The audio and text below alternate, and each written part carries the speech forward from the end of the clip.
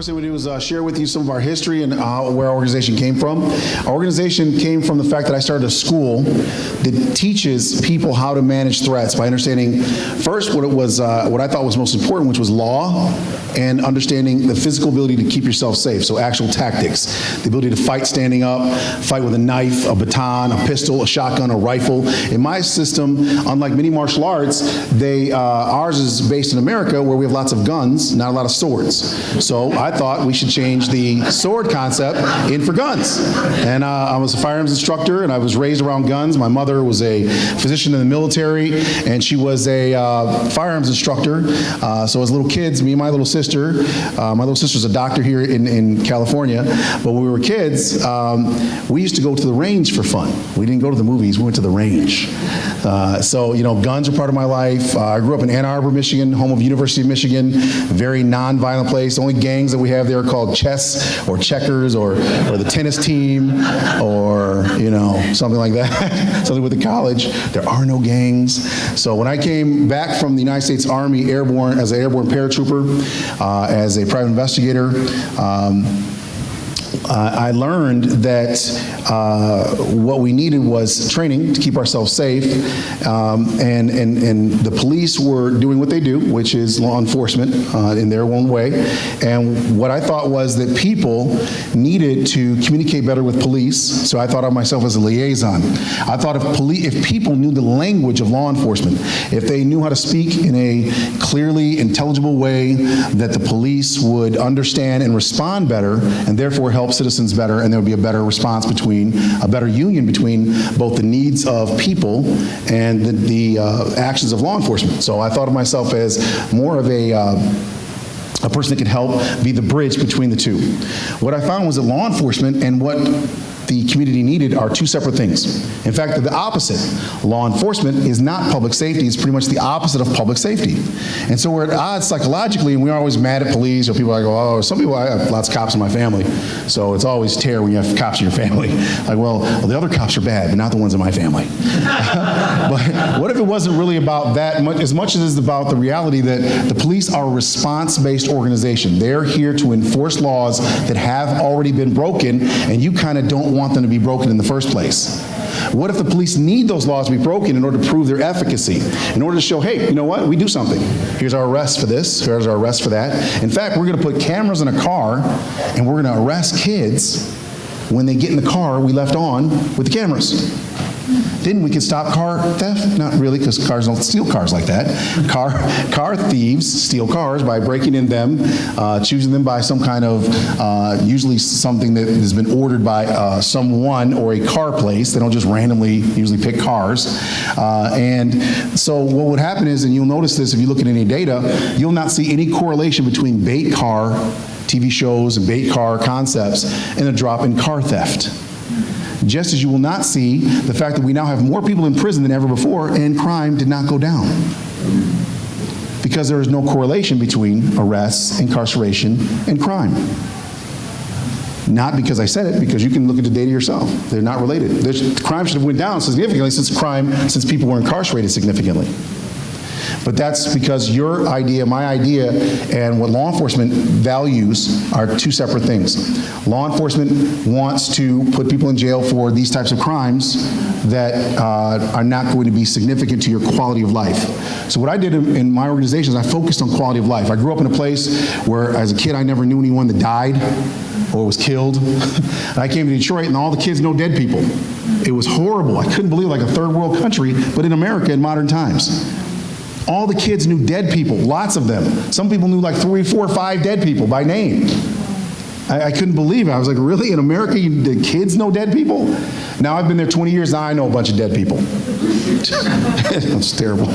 But now I know them, that's crazy. I know all these dead people, and that's because in the urban environments, it's very apparent because there's so many people with so many different situations, and the police have a different philosophy they do in the suburban areas. Where I grew up, the police have I never saw a police officer act inappropriately, unprofessionally, ever, not once. The police were very polite, very respectful. They all had college degrees. They have a 4-year degree. Every police officer, they said their first killing in like 25 years last summer.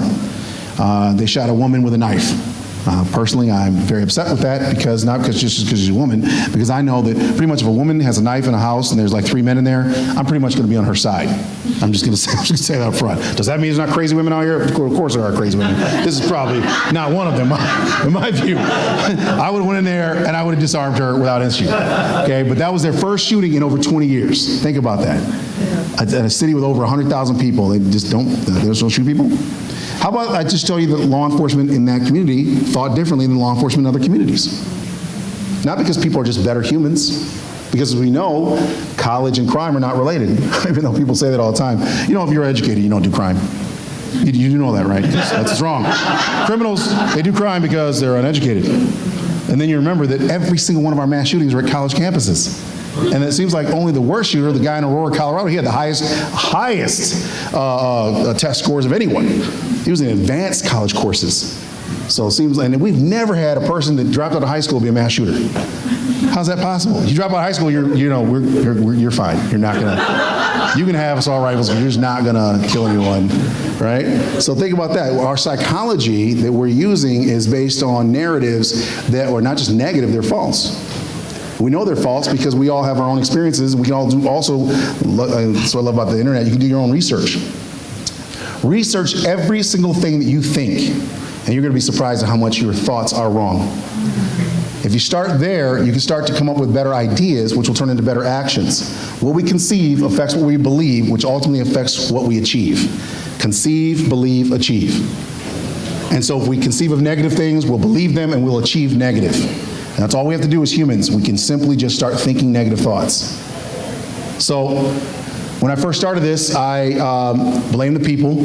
I was like, you people in the inner city are bad, so that's why these things are happening. You don't know how to talk to police officers. You don't know how to do this. So after getting embarrassed and humiliated a lot by taking people to the police station, and the police honestly, they thought I was a Fed, so that's why honestly they didn't mess with me. They were never disrespectful to me. They were not responsive, but they were not disrespectful. They're always like, I'm not really sure, but he talks like Brian Gumble, so he could be somebody. So we'll ignore him, but we're definitely not going to put our hands on him or something like anything like that. But I'm not sure. This guy, I think he's a Fed. I don't believe he's just here. One lieutenant called me in the office. He goes, all right, who are you working for? I was like, I'm working for the people. I've made a lot of bad decisions. I'm very poor, and I'm helping my neighbors. I'm poor, and I live in the community, and I'm poor like them. And I'm just helping them. He's like, you're just helping them. I was like, yes. He goes, who are you working for? For the people. He was like, in your budget? I was like, oh, it's negative $600 a month. I'm actually about to get evicted. I have no money. He was like, so you're helping people when you have no money. Are you going to tell me who you're working for? Who you're really with? It's like, but people. No one believed me. Even the people didn't believe me. They were like, you're working for the man? Like, no, I'm working for the people. Like, oh, who do you work for? You're with the government. Like, no, I'm poor like you. I really just have nothing. I just talk like this because of where I grew up. I'm poor. And yeah, I'm just here to help. And he was like, no, it's not possible. People just not believe me. The truth is, once again, we have all these narratives that are not true. We have these thought processes. These are narratives that are just false. But if we look at our facts, we would see they're false. But we just don't do that. We look at television. We let the impressions we get from media control our belief systems, and they're completely inappropriate. The only guy with a hoodie that was really bad was a guy called the Unabomber, and nobody was stopping any professors looking for people with bombs, even after they caught him.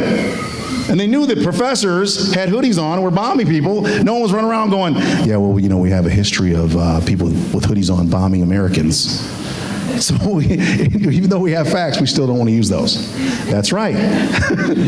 Because it doesn't feel good, right? So some of the things I'm going to say today are going to be very different, but remember where they came from, empirical reality. I didn't make anything, everything came from failure. So a failed thought had a negative outcome, which I'm responsible for. So imagine that. If everything you think, and you have no one to blame, can't blame the people you work for, because it's me. Can't blame the man, because I don't work for them. Can't blame the people you work for, because it's private sector. So it's all you. Imagine being accountable for everything you do, everything you say, and all of your outcomes. Then you get other volunteers, and you get them to do the same thing. But guess what? You're now accountable for what they say and do. Now, it's okay as you see the person in front of you. What happens when it's two people and they're not around you? What about 20, 30? I've had thousands of people come through my program now. And you go to when you go to, not just our website, when you go to YouTube, you'll see we have over 600 videos. And in these videos, you're going to see a lot of training, lots of education. What you're not going to see is any negative stories in the media. And that's because I have high performance standards enforced with performance requirements that are non-negotiable. So when people do inappropriate things in the group, they have to go. We're not going to work it out. We're not going to have counseling. You just got to go. You disrespect someone, you got to go. And that performance standard is what makes other people want to do well and help other people. So at the beginning, I was just me, a dog, and a rifle. I believed in guns for everything. I was very gun dependent, ultra violent. I believe that there to be violence, I just want to be the most violent person in the room. I don't want violence, but I better be really good at it. So I just want to be able to beat everyone up or shoot them both. So this was all wrong. The entire thing. Imagine building a whole idea that's completely inappropriate. And once I found out about accountability and the fact that lawyers aren't free, yeah, you really want to rethink that whole concept of violence, ultra violence. In the real world, even when you win the fight, you still got to pay money in every direction. That'll help sober up your whole violence concept. All these people are gun-dependent thinkers, like, oh, my gun is down, just use my gun. Yeah, if you don't have any credit, if you don't have a house, if you don't have a life, yeah, that's a good plan. You're just not going to have any of those things either. So if you don't want a future, think with your gun. That'll get you where a horrible life in the future. Not to mention, ultimately, if you scale about an idea that I'm going to kill people to create a positive outcome, well, then remember to scale it up. Let's kill one, solve the problem. Why not just kill two? Why don't we just all kill one? Why don't we all just kill two? So once you do that, you're like, man, it's a bunch of killing. How's this going to be positive? We're already around killing everyone because we think it's the best thing to do. Would killing be a good answer? And so once we scale up our ideas, then we can see if it makes sense or not. One of the ways that I started 20 years ago was I thought, and this is very important, what makes someone do something? And people come to me all the time, they're like, you got a great business here. You got a great business. You grow your business. You got boats and Hummers and all this fancy stuff. And everything everything we have is from sweat equity. Everything was built by creating a positive outcome and having profit left over in which to buy things. But let's be clear, it came from self-sacrifice, not from a good business plan and scamming, right? No one gave me anything. I gave them results, and I demanded money in return from the wealthy, and I protected the poor. And the poor, it turns out, when you keep them alive and safe, they buy stuff from the wealthy, and the wealthy people, they get richer. And wealthy people like being rich. So all I do is I speak their language. At first, I went to a rich person, I said, listen, families are being injured and killed in your buildings. Every month there's one guy owns 7 buildings of the 10 in the 1 square block I lived in. And I said, listen, sir, I said, we got people being murdered every month, people being home invaded every day. I said, we need to put better locks on the doors, lighting, we got to put things up to make them safe. Families, people are paying you every month. This guy's extremely rich. He says, yeah, no. I was like, I'm sorry, what did I say? I said, like on television, I went up to this guy with this great idea, and he was like, this doesn't happen on TV. In real life, this is what happens. No. Well, I thought we would do good stuff. The answer is yes. The answer is no if it's not profitable. Rich people are rich because they make decisions that make more wealth, not because they do good, nice stuff. They might do good, nice stuff, they might, but for sure, here's what they're always going to do. What makes money? So instead of me getting mad at the rich guy, what I did was I said, what do I need to say to him to get him to see things my way? How can I sell him on my vision? My vision is that women, children, and the elderly, which are being literally terrorized every day, terrorized. I mean, single moms are being attacked by a lesbian group, a gang. I never even heard of that. So when I saw them, I was like, oh, women kicking in doors, sexually assaulting women, with short hair, some of the girls, and I was in total denial. Women can't be in a gang, they're good people. Only guys are gang members. Girls are good. They're not bad. So, yeah, by the way, they have that problem there. We solved the problem by not allowing them to go into single moms' houses and rape them and the things we're doing. So this is very, very simple. Do to others what you want done to your family, and do for others what you want done for your family. I thought, what if this was my sister? What if my sister wasn't a doctor? What if she was a single mom living in this community? What would I want someone to do for her? What if I didn't exist? That's all.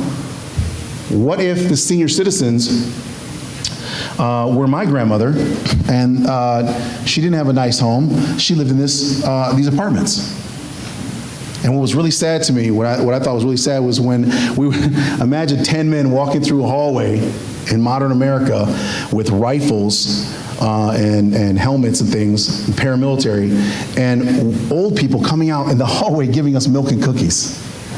I was literally moved in a very positive, negative way, because I thought, my God, why would they need me to walk through here when we have a modern society? The police should be doing this, like walking around keeping the family safe.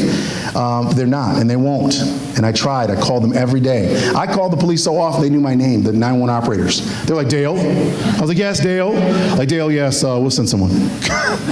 They're not sending anyone. And when they did get there, they were talking about other stuff, and it'd be like an hour later after the gunman was gone or whatever. I couldn't believe it. So what I did was I decided that instead of being a complainer, I would be a proactive agent of change.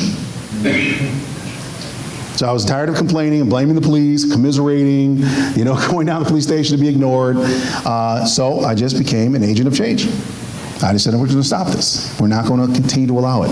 I went to the wealthy man and I said, listen, sir, I said, how many people moved out in the last murder that happened last month? They're like, oh, this many. I said, oh, you lost like $60,000. $60,000. I said, just give me a free apartment, because I'm about to get evicted anyway. Give me an office downstairs so I can have like an office training school, right? Because I'm training in the parks right now. And, another place. Now give me one free apartment in each building, and I'll get you a protector 24 hours a day to protect that building. Give me one free apartment. He was like, why? You can't do anything. What's one guy going to do? The Detroit police been here for 20 years or 50 years. I've made $1 in 20 years. Yes, he has, scammer. He says, I've not been profitable in 20 years. I said, listen, we need to do this. And he said, no. And then he goes, wait a minute. I said, just give me 6 months. That's all I'm going to ask you to do. Give me 6 months and see if I can do something. Give me this free stuff. Give me $2,000 a month. And he said, all right, you got 6 months. He said, I'm not sure what you're thinking. Nothing's going to change. $2,000 a month to me, I thought I had won the lottery. I literally knew I had finally made it. I was now rich. I was now a rich person in this world. I knew what it's like to feel power. So I had $2,000 a month. Yeah, that didn't work out good. So turns out that's not a lot of money. But I made it work. I made it happen. I got volunteers in the community. I trained them in self-defense and tactics and skills on how to physically defend other people and physically defend themselves and put themselves at risk, to not be safe, to essentially be the bodyguard for people. That's all. So not how to be security, not how to be law enforcement, how to be a bodyguard, how to protect people, which means ultimately you have to be a person who's not into self-preservation. You have to have the training to facilitate actual effective abilities to protect people from guns and knives. We're in America. And you have to understand the law. And what we're able to do is stop the home invasions and the murders, and we stopped it immediately. I caught a couple home invaders. Murder stopped immediately, and we were able to create a nonviolent environment for families to exist in. It turns out those families didn't move every month. It turns out that they started paying their rent and staying. That means other families moved in, and for the first time in 20 years, the entire community was profitable. All the building owners got richer. They don't like me. They don't like helping the community. They don't believe in my mission of helping people. What they liked was the profit. Suddenly, I was solid. Suddenly, I was a good investment because I made the wealthy people wealthier. That's all. My purpose, though, was to make the people that couldn't afford anything safe and give them a quality of life they normally would not have, free of tyranny. Let me be clear. You have actual terrorists that are in communities that terrorize families, weak people. They don't terrorize police. They terrorize regular people. And these people had free reign until myself and my staff got involved. And I developed the staff from the streets, literally from the streets. I just took volunteers, I trained them, and I held them accountable just like I would anyone else to be a professional. Obviously, that means a short-term work relationship, since, There'll be some very inappropriate communication techniques used by them. but because I terminated them, they learned the behavior, and remember, it's a school, so we're constantly training people to do better. So we're teaching adults things like how to shake hands, how to politely and professionally talk to people. One of the things that separates our way of dealing with people is that we use inspiration, not intimidation. So if I want someone to move, I don't go tell them to move. I go explain to them why they should move. Then they say, thank you, and I'm glad you told me. Because whatever I told them made them feel like they shouldn't be here in the first place, in a very positive way. I would lie. I would use deception. Lie all day to create peace, right? I'll tell them the police are on the way. They're looking for guys outside here. The police aren't actually on the way, but they still leave because I told them, and they think I'm looking out for them.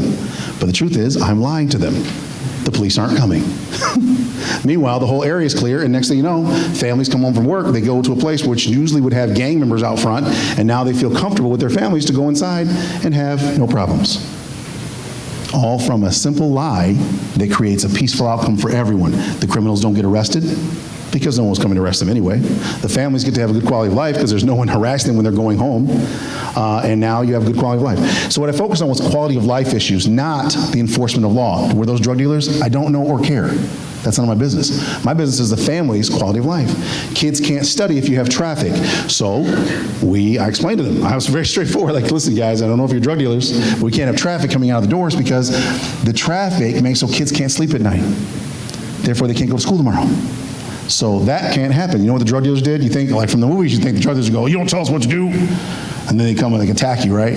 No, you know what the drug dealers did? They were like, so let me get this straight. You have a paramilitary force with rifles that protects the buildings from any bad people. That's right.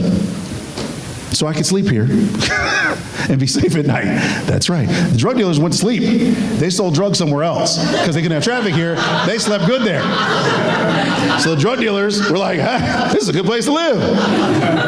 I feel safe now. I have crazy people in the military force. It's all into community safety. Won't let anybody kill anyone. So they felt good.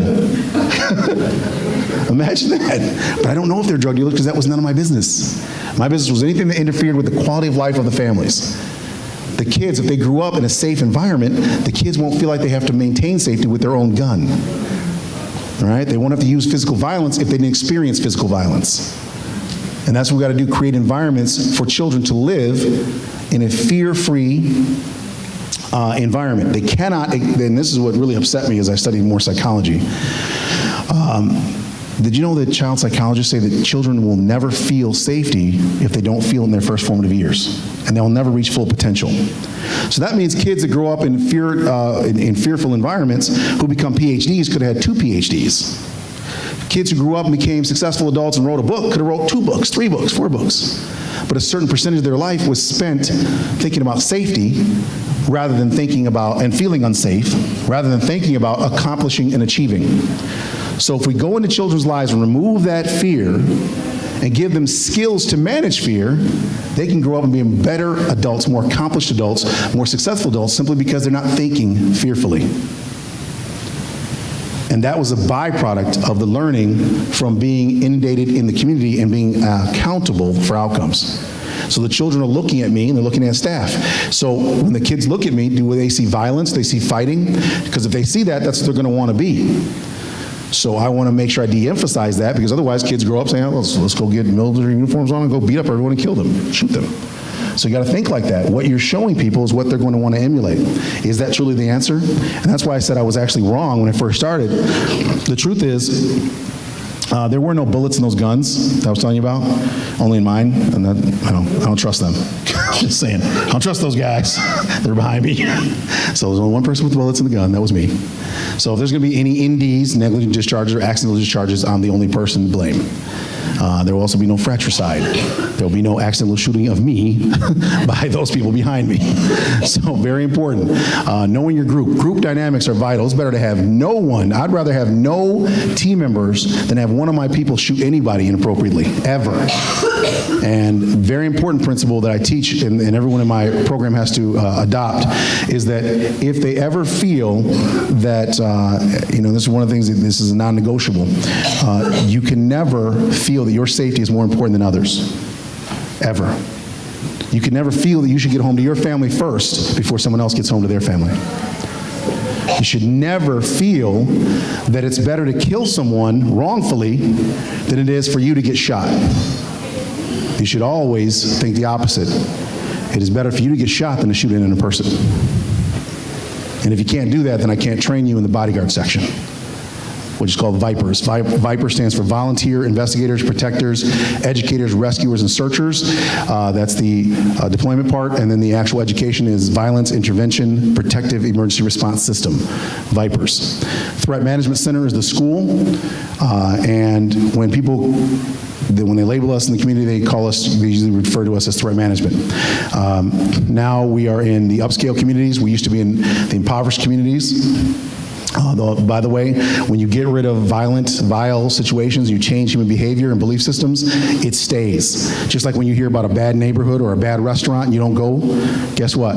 Good people are the same, bad people are the same way. When they find out there's something that interferes with their bad behavior, inappropriate things, predation, when they find out there's no way you can prey upon people there, they simply don't prey there. They go somewhere else. One of the ways we use psychology to change human behavior as it relates to these violent drug dealers they're talking about. And some of them were violent. I mean, they're not drug dealers, they're violent people. They're using drugs to facilitate their violent behavior. I have a video that shows me pull up to a store, and we're in a van, and I put a spotlight on some guys standing on a corner. There appears to be selling drugs. I have a PA system. I yell, "Clear the area, no trespassing, no drug dealing." And so two of the drug dealers step forward, and they're like, "Oh, we're not leaving." And so other like maybe like 6 guys just step back. So I came forward with a baton. I came across the street. You can see me on film. Come across. I hit the guy across his leg. You hear like a snapping sound. He grabs me, lifts me off the ground, throws my feet in the air. I choke him down. I drag him across the street. Another guy, a team member of mine, drags the other guy. This guy that picked me up is like 6. I want to say like 6'6", about 300 pounds, has an afro out to here, and super strong guy. So he lifted me up like I was nothing. My legs just flicked up in the air. And I didn't help him though. Took him away. The next day, the very next day, people flew in from other states that own the buildings, had a meeting with me, and they said they're going to fire me. Because you can't abduct people. You can't just go around beating people and abducting them. And I said, I didn't break any laws. They go, "We just saw the video. You just abducted these people and you beat these drug dealers and you attacked them." I said, I would never break laws, number 1. Number 2, I am not going to film them. And number 3, I'm not going to show them to you. That's very disrespectful you to think I just did that. And then to think you could fire me, like I abduct drug dealers. Like, let's imagine what they said is true. I abduct drug dealers. You think you could fire me? Like, he's just like, "Oh, we're really rich. We're just going to fire you and we're going to be fine right now. You're just going to let us go." I abduct drug dealers, but not good people. So I said, I didn't break any laws. They were like, "Oh, this is crazy. We've got to get rid of you. Liability." I said, "There's no liability." He said, "How do you explain that?" I said, "The 2 men that we just attacked, choked, and dragged out on the film, those individuals, those people are people that I put there. These 2 people are, one's a college student, a football player, and the other guy works for the post office. They applied for positions with our organization, and they had long hair. The next day, they had to shave it. Before they shaved their hair, I had them act like drug dealers, posing as drug dealers. And we actually drove up during the day and gave them cash, so they really did look like real drug dealers. The real drug dealers were behind them. They did not step forward. That was a gray area, because the real drug dealers could have came forward. And the fake drug dealers are actually in the next day with haircuts and in uniform, so no one recognized them. So people were like, "Oh my God, they abducted drug dealers and took them away." No, we didn't. And the stick I hit on the leg with was a rubber stick. It was foam. It didn't hurt. But it looked good. I will say this. It looked good. I was quite shocked. I was like, that really looks realistic. I actually feel like that was real. But it wasn't. It was just a skit, a tactical skit. A scenario played out in front of the street, in front of regular people that believed that we actually snatched drug dealers off the street. Do you know that street corner had drug dealers for 20 years, and from that day forward, it never got a drug dealer back there? So families could go to the store unimpeded and not feeling harassed and fearful. Families could go to the laundromat without feeling fear, and we didn't arrest anyone. We didn't beat anyone. You always say we got to do a raid. We got to get a warrant. I didn't do a raid or warrant. There was no arrest. We used psychology to create a condition psychologically which made the drug dealers feel like this is not a good block. It's been a good block for 20 years, but just not now. Imagine that, no violence. But they said we had to be violent. It takes violence to beat violence. It's not true, and that's what I've learned. I learned through time that my whole thought process of the use of violence was really a choice. I chose violence out of fear, and I was wrong. And now I teach an entire system, and now I can understand the psychology behind why it works. So that's why what we teach is psychology first, law second, skills last. Psychology, law, skill. The psychology of understanding human behavior, how to read body language, how to project body language, and then how to use that, which we call protective proxemics, how to use it to create a nonviolent outcome. So how you stand, how you walk, how you talk, your head position, all those things has an effect on other human beings. You can use it for negative, to create a negative interaction with them, or you can use it for positive. We teach police officers. Police officers come back with great stories of how they use the training in real life and create a nonviolent outcome where they normally would have had an injury or shooting or actually harmed someone. They used our training and created a positive outcome. And you can go to our website and see their testimonials. And I get stories back from kids all the time that were in our program as kids, how they use the training as adults. One example, 11-year-old girl. Our Survival Scouts program is basically a kids program that teaches the things that we learn as adults. I teach them the adults program broken down age specifically into kids training. And with the kids, we teach them how to use the psychology, but in a way they can understand. So the first rule number 1, never run. Why? Because kids, when they see other kids running, just like adults, we tend to run. So when the kids are running, it's because police show up in large groups and are acting aggressively, you as a child need to stay still. And what will happen is, it's all psychology again. So rule number 1 is never run. Rule number 2 is show your hands. Rule number 3, greet the police. And 11-year-old girl was at a roller rink. This big gang fight took place. All the gang members left. Police came 20 minutes later like normal, and they came with like 10 police cars. They jumped out, and all the kids are waiting for their parents. These are junior high kids and elementary kids. The cops come out of the car. They see 50 kids running around in a circle. They start pointing guns, telling all the kids to get on the ground because they heard about a gang fight going on, right? So the kids are screaming. Now they're even more traumatized. Remember, they just saw a gang fight. Now the police are pointing guns at them. So the kids are like double traumatized. And the girl that was in my class, she had 3 girlfriends with her. She's 11 years old. She says to her girlfriend, just stand here, hold your hands like this. Hello, sir, how are you today? And the officer's like, okay, everybody on the ground, but not you. You 4, stay right here. All right, what happened here? So all these kids had to get on the ground, but these 4 girls that attended our Survival Scouts program didn't have to get on the ground. And they were fine and calm, and they were able to communicate with police. And that's what we teach to both adults as well as children, how to communicate with law enforcement so that you don't have a negative interaction. It doesn't matter what's wrong or right about their behavior. What matters is what's wrong or right about what happens with you and law enforcement. If you understand how to talk to them, how to communicate with them, you can create a non-adversarial communication with law enforcement. Even though they want to be adversarial in certain cases, you can still flip it around by how you talk to them and staying calm and positive. And I saw criminals do that. That's where I saw it. Yeah, violent criminals do not fight the police. Anybody ever notice that? You see stuff on television, always seems like a nice guy, because it is. Nice guys don't want to capitulate. The violent criminals, they're the first to capitulate. They're the first ones like, oh my God. You don't even know what they did yet. The police are like, you just put your hands on the wall, and you must have done something wrong, apparently. But you're clearly a good person because your hands are against the wall. And they're like, yes, I'm good. I'm very good. Now, I might have attacked that girl over there, did some shootings, but that's okay because that was 5 minutes ago. So I've learned my lesson. Now what I'm doing is I'm putting my hands on the piano here. It's amazing. I saw that. I couldn't believe that I saw criminals, because I was watching television. I'm from the suburbs, so I know. Criminals are bad. Like when police get there, they yell at them and attack the police. Nope. Violent criminals are the first to capitulate. It's people with factory jobs, college educated, other cops. They're the ones that won't capitulate fast enough. Like, what do you mean there? I haven't done anything wrong. I have rights and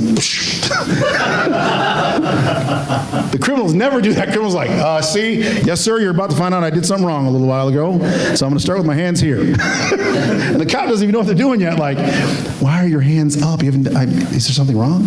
Right? And I swear to you, I was always shocked to see how the police would respond to these very violent people who were extremely positive when they interact with police officers. They're only violent towards women, children, old people, and men with jobs, right? Criminals usually get along pretty well with other criminals. So, in closing, I'd just like to say that if you go to our website, we have information out here for you. We also teach actual skill set, so how to disarm guns, how to disarm knives. This is what gives you the core confidence to base your competence, or your competence to base your confidence on. So skill-based confidence based on competence. All right? So we don't just say, hey, go out there and feel good and be nice to people. We show you that they can't hurt you anyway with the proper training, so now go out and be nice to people. And that's why you can be nice, because you remove fear. And so if teachers don't have fear, if kids don't have fear, if parents don't have fear, then they can manage fear properly, they can manage threats properly without over-responding or under-reacting, and we can create positive, peaceful environments both in communities and corporations. All right, thank you.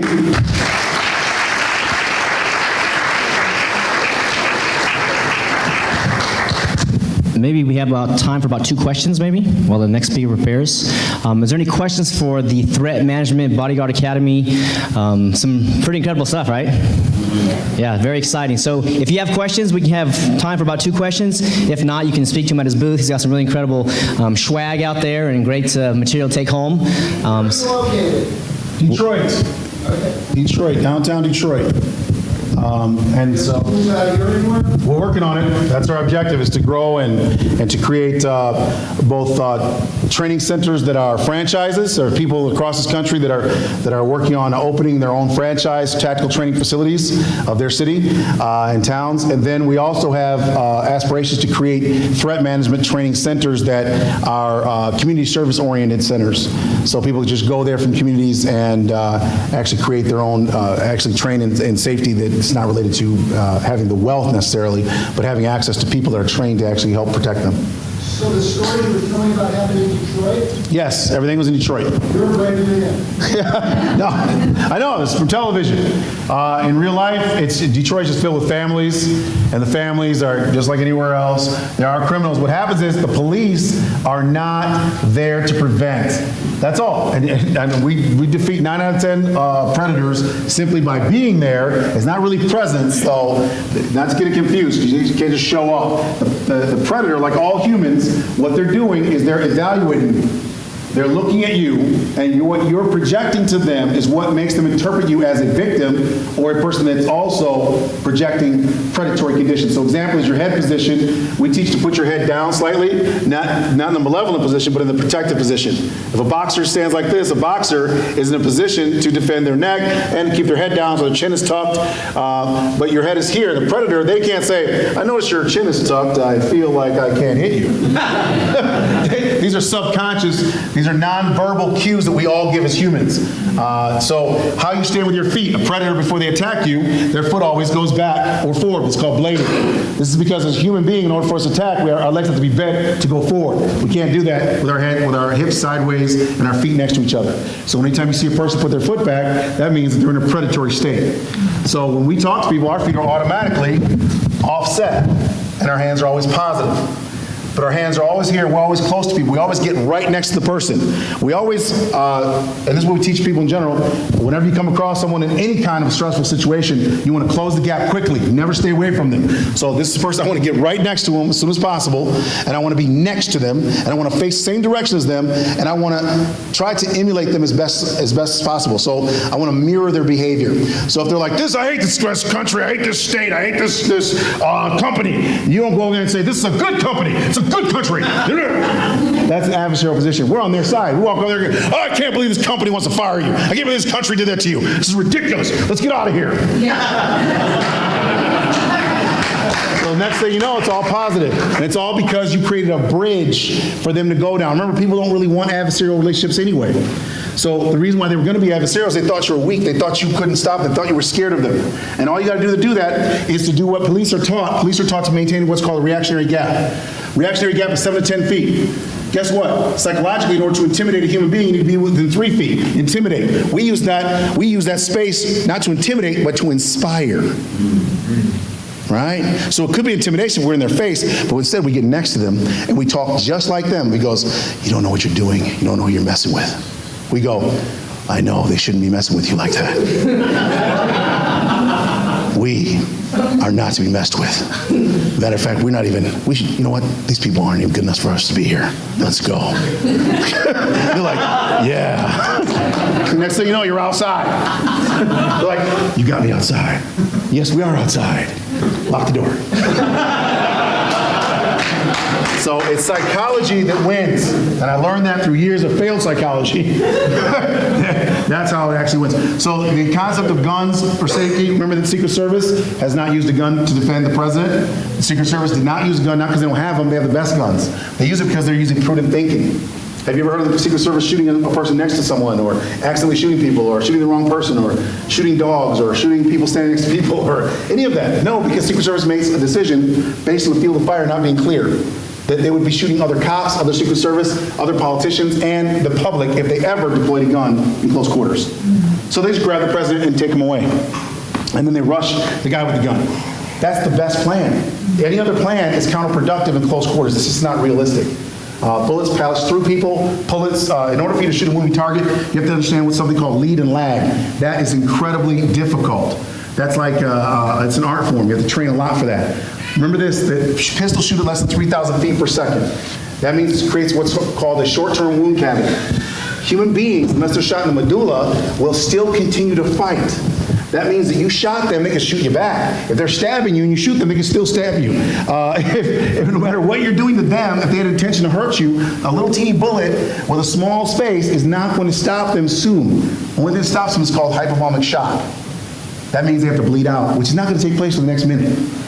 Okay, so the gun is not going to help you in a situation where someone's shooting you. What's going to help you is you getting control of that gun and redirecting it and dominating them. Wow. Dale Brown, ladies and gentlemen. Thank you. Thank you. I should mention, I actually flew out to Detroit last year to see the operation because I was so impressed with what they're doing. I see them as a real solution to security concerns, violence concerns. You can see he's a champion, knows what he's doing. So if you know people in your city, wherever you're from, that are interested in opening up an academy like that, talk to him because he's in the expansion mode. So this is really exciting stuff. So again, one more time for Commander Dale Brown.